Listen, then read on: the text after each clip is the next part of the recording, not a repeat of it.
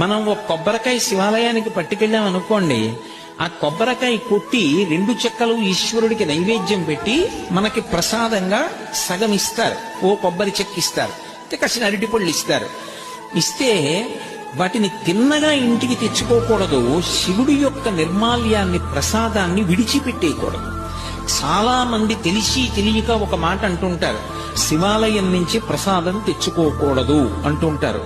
బాగా వినండి, శివాలయం నుంచి ప్రసాదం పట్టికెళ్ళి తీరాలి ఇంటికి. దాన్ని గోడ మీద పెట్టేయడం, నంది దగ్గర పెట్టేయడం, అటువంటి పిచ్చి పనులు చేయకూడదు. ప్రసాద తిరస్కారము బహుదోషము.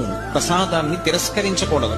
అందుకే అన్నవరం సత్యనారాయణ స్వామి కథలో ప్రసాదాన్ని తీసుకోకుండా ఆ పిల్ల భర్తని చూడ్డానికి వెడితే పడవ మునిగిపోతుంది. ఒక కథలో ఏమిటి, ప్రసాదం తినకపోతే పడవలో ముంచేసేటంతటి పైశాచికవాదా పరమేశ్వరుడు? అంత పైశాచిక మనస్తత్వం ఉన్నవాడా? కాదు.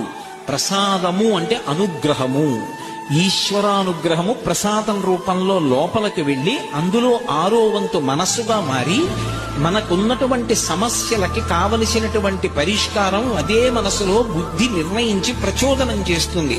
ఆ ప్రసాదం లోపలికెడితే సమస్యకి పరిష్కారం లోపల పుడుతుంది. అలా ఆ ప్రసాదము ఈశ్వరానుగ్రహము కనుక ఎవరు